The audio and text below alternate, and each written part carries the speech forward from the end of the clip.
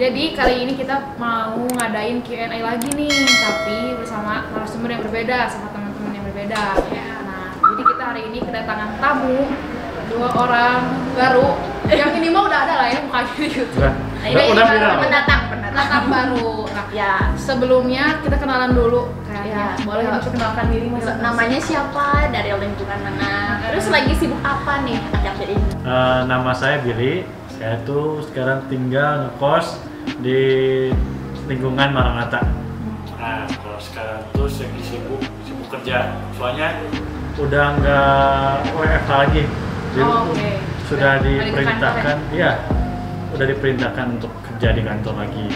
Nah, kalau di OMK lagi sibuk edit. Itu tukang edit. Tukang editnya. Tukang foto, tukang edit. Ya, oke. Lanjut, Mbak lagi. Halo semuanya, perkenalkan nama aku Yulinda Wulandari, biasa dipanggil Yulin. Aku tinggal di lingkungan Martinus Sukaraja. Kalau misalnya kesibukanku sendiri, lagi sibuk kuliah. Cuman karena kuliahnya juga udah selesai, jadi lagi nggak sibuk apa-apa sih. Ya. Oke. Nah, kan tadi katanya ada yang udah kuliah, ada yang bekerja. Nah, Mbak Yulin ini kuliah di mana sih? Jurusan apa? Kalau aku kuliah di IPB di Bogor, jurusannya itu ilmu keluarga dan konsumen. Ini kalau yang sebelahnya nih, dulu jurusan apa ya? Dulu S1 jurusan Sistem Informasi di Maranatha ya. Cek aja di Maranatha dulu. Oke, promosi. Ya, boleh. Terus sekarang lagi kerja ambil kuliah S2-nya di Maranatha juga, jurusan ilmu komputer. Gitu. Kalau kerja di apa namanya? di PT Corson Teknologi. Berarti kerjanya sambil kuliah ya? Iya. Nah, ngomong-ngomong sebenarnya kalian berdua asal mana sih? Asal Bandung? Apa asal sini atau bukan? Atau dari mana asal aslinya? Kok dari mana? Saya berasal dari Lucu. Jauh sama bapak. Oke, serius. Serius. Saya tuh asal dari Kuningan. Ya. Dari Kuningan. Gerejanya di stasi Hati Kudus Yesus. Wow. Di stasi ya? Masih sampai sekarang di stasi. Tapi punya ini loh. Apa namanya? Punya Wisma. Oh, wow, keren dong. Iya. Stasiunnya Wisma ya. Nanti kalau AMK tidurus, Bikinlah mau main terus sana. Wisma ya. Biar AMK bisa tidur. Oh, ya boleh, terima kasih loh. Iya. Oke, kalau Mbak Yulin nih asalnya dari mana nih? Kalau aku asalnya asli dari Bandung, lahir di Bandung, gede di Bandung. Cuman kuliahnya aja yang ke Bogor. Ya. Dah. Oke, pertanyaan selanjutnya nih. Kan tadi katanya Mbak Yulin ini jurusan ilmu keluarga dan konsumen ya. Nah, alasannya apa nih ngambil jurusan itu? Terus kenapa harus sampai jauh-jauh di IPB gitu? Alasannya sebenarnya ini jujur aja nih di akun YouTube-nya OMK. Jadi sebenarnya iya. Cuma di YouTube AMK Santote dulu. Jadi sebenarnya kemarin kan lulus lewat jalur SBMPTN. Terus ada 2 pilihan kan. Pilihan pertama itu sebenarnya FKH IPB juga, terus pilihan keduanya baru ilmu keluarga dan konsumen. Kenapa nggak pilih kampus yang ada di Bandung? Karena emang jurusan yang aku pengen nggak ada yang di Bandung, makanya milihnya di Bogor gitu kan. Terus kenapa bisa kepikiran buat milih ilmu keluarga dan konsumen ini? Mungkin teman-teman juga jarang ada yang tahu kalau misalnya ada jurusan ilmu keluarga dan konsumen ini, karena emang di Indonesia juga cuma ada di IPB doang. Nah, sebenarnya permasalahan utamanya itu sempat melihat kalau misalnya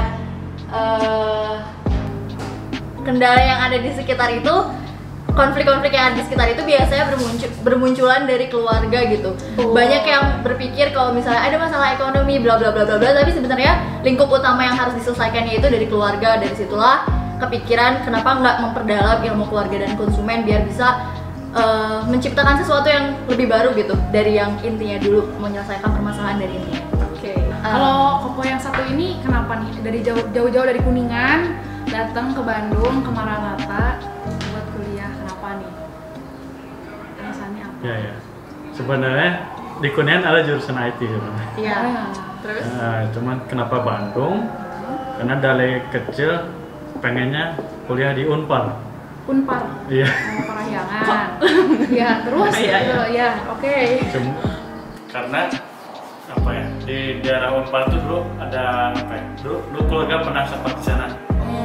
Si mama pernah menetap di sana, oma juga pernah sana. Jadi kalau di Parahyangan kelihatannya kayak apa ya, kayak kembali ke rumah gitu ceritanya. Cuman di Unpar kalau mau masuk IT nggak bisa dari IPA, nggak bisa dari IPS, karena saya anak IPS.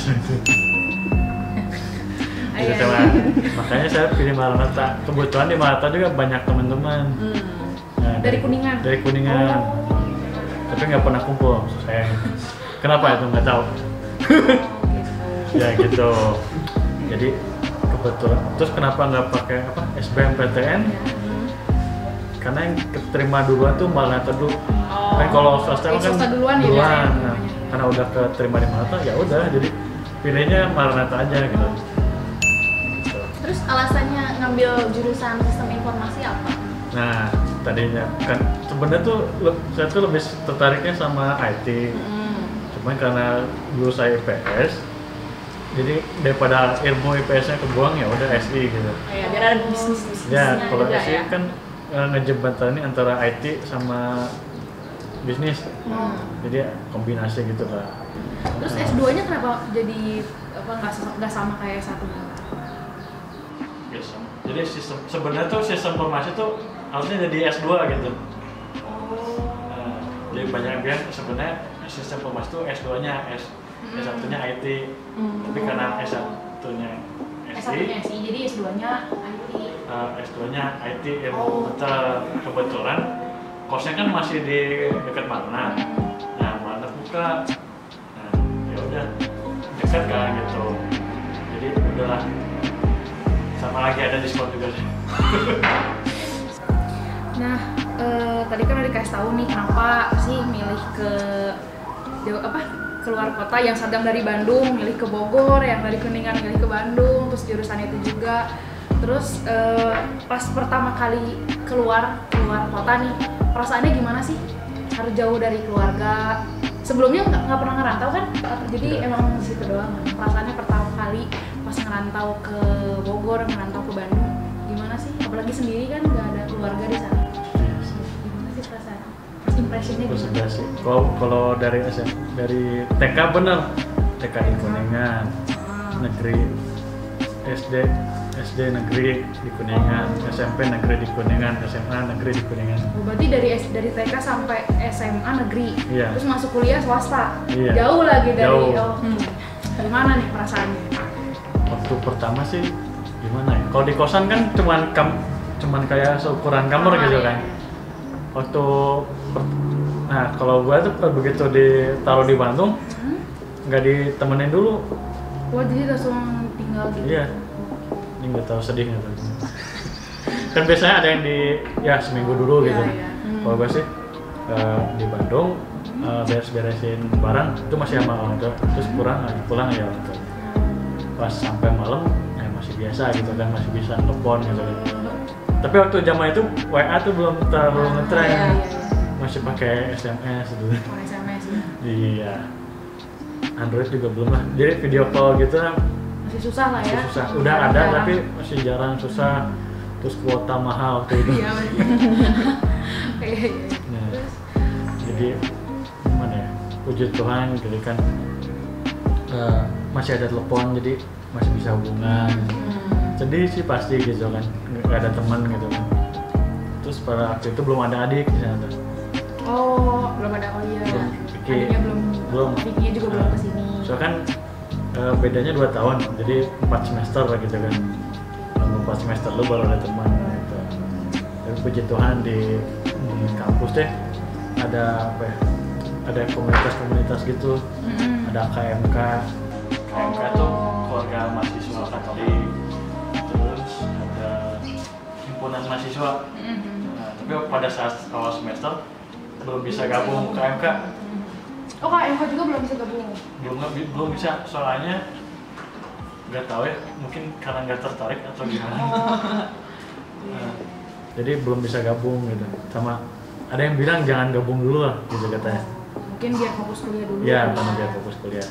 Terus waktu pertama kuliah, gue nggak subur. Kurus kayak kurus bener kurus. Sekarang Mungkin keluar. iya karena apa Makanya nggak biasanya dijaga dia juga. Iya. Terus banyak kegiatan kan ada apa sih? sibuk lah pasti. Pasti ospek jurusan gitu. Oh. Jadi kesepian Orang nggak maksudnya teratur juga lagi. bukan pujutan teratur.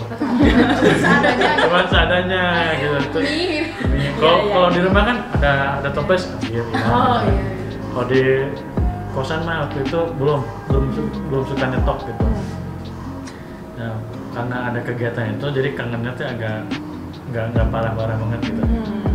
Tapi gue juga termasuk orang yang jarang pulang sebenarnya. Oh, jadi nggak yang misalnya berapa bulan sekali rutin pulang? Iya. Enggak? Kalau teman-teman kan kita ada yang seminggu sekali pulang, ada yang sebulan sekali pulang. Kalau gue jarang pulang. Nah, tapi bukan Bang Toyib ya. Iya. Oke. Jadi apa ya? Kebetulan banyak teman juga, terus orang tua juga kalau nggak pulang nggak apa-apa gitu kan. Jadi biar fokus kuliah gitu kan. Soalnya kalau pulang juga mau ngapain gitu kan? Mau rebahan, bisa sama-sama rebahan kalau gitu. Iya, bosan juga bisa rebahan. Ya. Terus begitu udah yang aneh tuh pas udah beres mau kuliah baru gabung ke MK. Oh, udah mau beres kuliah baru Iya. masuk. Oh. Nah, jadi pada saat itu baru gabung apa ya, organisasi Katolik gitu. Nah faktanya sampai beres lulus kuliah nggak tahu kondisinya ada gereja. Wah, sangat telat ya, sangat telat. Telat Wah, bisa. Telat banget. Tahunya tuh gereja di Pandu dong. Tapi memang ini sih memang karena ini kan juga dulu saksi. Induknya kan Pandu, jadi orang-orang memang lebih tahunya Pandu. Iya. Di Google Map ada sebenarnya. Tapi pas jalan nggak ketemu gitu. Karena emang jalannya masuk rada ke jalan Iya. itu kan. Iya. Agak sepi juga ya jalan. Aksesnya agak susah. Nah kalau Mbak Yulin gimana nih perasaannya? Apalagi cewek ya merantau gitu, kan biasanya lebih Kangen mama ya. Lebih rusuh. Kalau misalnya aku pasti ada sih perasaan jauh dari keluarga gitu, terus sedih atau gimana. Cuman keuntungannya dari di IPB itu tahun pertama itu kita asrama kan. Tahun pertama itu kita asrama. Jadi selama tahun pertama itu 1 tahun kita emang wajib asrama dan ya satu kamarnya itu maksimal ada 4 orang, minimal ada 3 atau 2 orang. Jadi karena kita punya temen banyak gitu di dalam kamar, rasa sepinya, rasa kangennya tuh lebih terobati gitu, lebih bisa terminimalisir gitu. Kayak gitu sih. Terus karena asrama itu juga, jadi kita lebih sering ngobrol sama banyak orang, jadi kayak nggak kerasa sepi. Beda kan kalau misalnya mungkin kalau Billy tadi ngekos sendirian di kamar, lebih kerasa gitu sepinya. Kalau misalnya ada orang lain selain kita itu lebih kerasa lah, kita bisa ngobrol, kita bisa berbagi ya, bisa berinteraksi lah, lebih tepatnya kayak gitu. Terus kalau misalnya tadi kan Kak Billy juga cerita kalau misalnya dari TK sampai SMA tuh negeri, kuliahnya baru swasta. Kalau misalnya aku justru kebalik, TK, SD, SMP itu di Pandu, di swasta. SMA-nya negeri, terus kuliahnya juga negeri.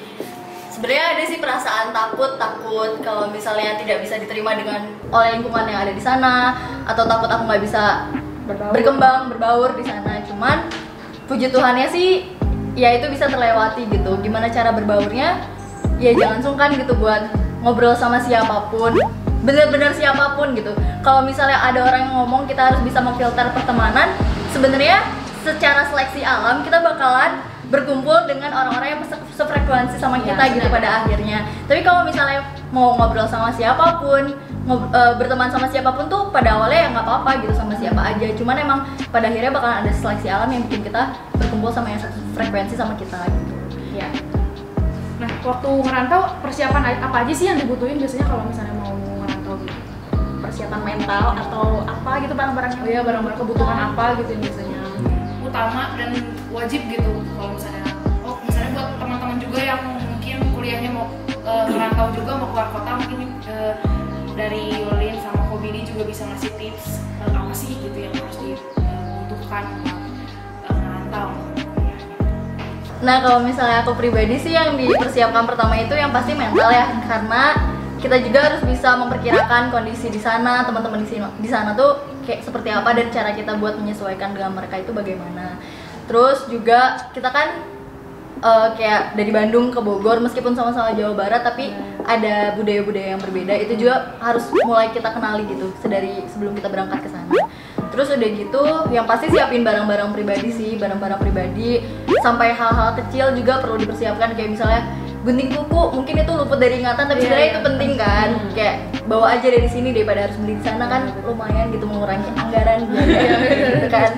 Terus juga jangan lupa untuk mempersiapkan dokumen-dokumen pribadi kayak misalnya ijazah, sertifikat, terus akte keluarga, fotokopi kakak, itu jangan lupa buat dijadiin satu rangkap supaya nanti kalau misalnya suatu saat butuh ada keperluan yang emang membutuhkan dokumen-dokumen seperti itu udah siap gitu, jadi nggak perlu lagi dikirim-kirim dari Bandung kayak gitu sih kurang lebih. Perlu ya banget dokumen. Iya. Ya bener sih dokumen. Lalu gue pernah ketinggalan tuh sama apa ya? Apa yang tuh yang sidik jari tuh? Ijazah. Jasa. Gue kan waktu apa ya? Swasta kan mulai duluan biasanya. Nah, tapi yang SMA-nya belum siap. Oh, jadi pada ijazahnya itu. belum keluar tapi sama kuliahnya udah mulai. Iya. Jadi pada Iya, saat iya. ada setelah waktu libur, gue pulang dulu tuh. Oh, Ya. ambil ijazah. Nah, tapi gimana? Lucu gitu. Pas masuk SMA, masuk lagi pakai baju bebas kan. Oh, gitu iya. kan. Ada orang senior. Kayak gitu. bos gitu kan.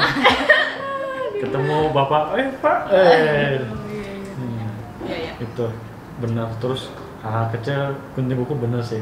Soal anggaran tuh kudu dikurang-kurangin, kayak misalkan selimut gitu kan, selimut juga. Terus kalau mau mah nih Ustaz, kan kalau Yulin mah pertama di apa asrama, kalau gua langsung kos. Nah pas milih kosnya yang bener juga, yang dekat kampus juga, yang dekat kampus atau depan kampus atau agak jauh gitu. Kalau menurut gua sih agak mahal nggak apa-apa, yang penting dekat. Tuh, Jadi mengurangi transportasi juga. Iya, kurangin transportasi. Terus kalau telat 3 hari aja gitu. Oke. Kalau misalkan hujan nggak rempong lah Iya, gitu. benar. Terus buka sepatu gitu lah.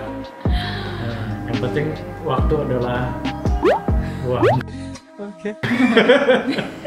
Gitu. Kan saya kan kalau telat ke kampus atau ke kelas gara-gara apa jauh gitu.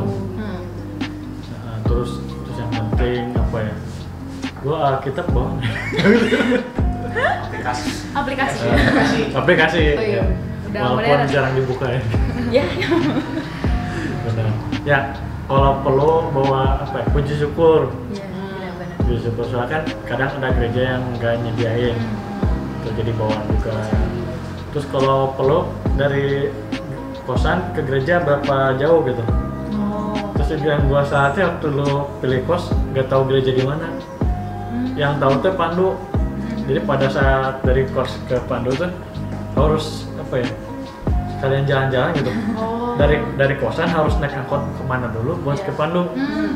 Karena mah gampang kayaknya, ada Gojek dulu Iya, nggak ada. Bener. Harus angkot. Berapa kali naik angkot ya? Ya, jadi bersyukurlah untuk angkatan milenial yang nanti ya lihat-lihat video ini nih, bersyukur gitu lah. Soalnya dulu harus naik angkot, kan ada Gojek gampang lah. Terus posisi tempat apa ya buat cari makan gitu, kantin di mana, warteg gitu kan, Tahu ya. terus di mana. Ya tapi sekarang udah ada ini, GoFood ya. Iya. Kayak gampang bonus. Terus tukang fotokopi terdekat di mana? Langganan ya. biar Langganan. murah. Terus tukang printer, terus apa lagi ya?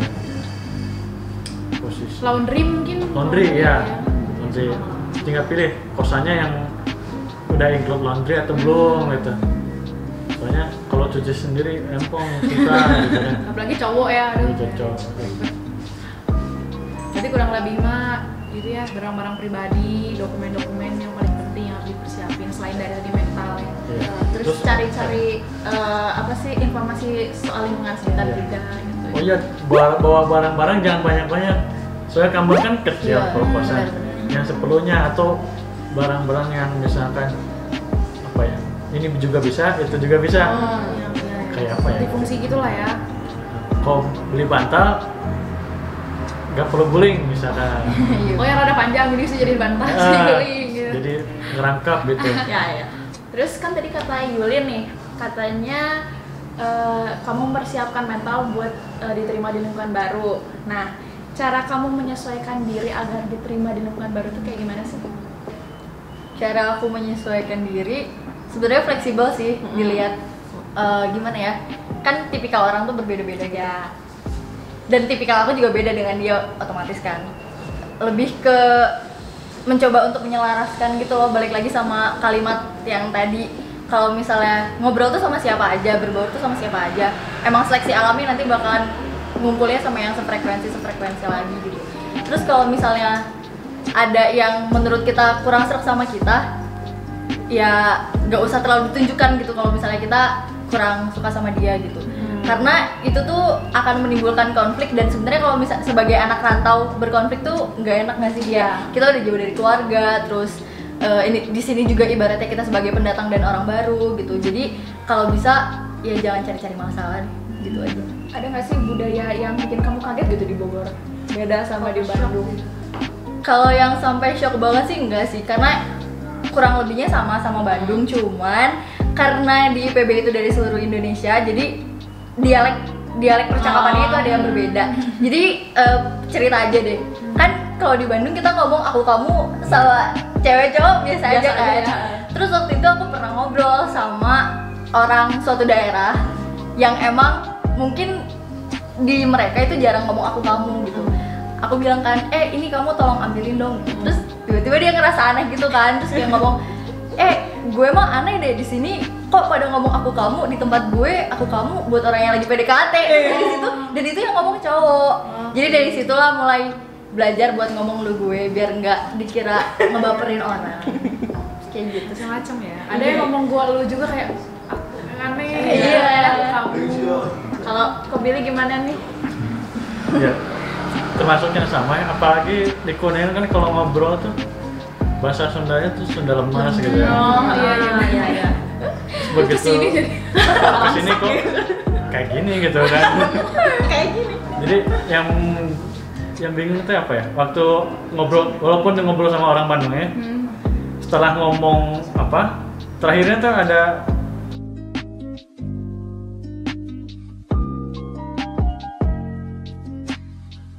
kayak gini. Waktu kalau Yulin sekarang di Bogor, waktu di Bandung aktif gak sih kayak OMK atau misalnya di sekolah di SMA dulu yang kayak perkumpulan siswa Katolik, terus kok Billy juga berarti dulu OMK aktif gak di Kuningan, atau misalnya di SMA-nya juga perkumpulan Katolik, kan dulu negeri kan sama-sama negeri kan, jadi aktif gak sih dulu kayak gitu?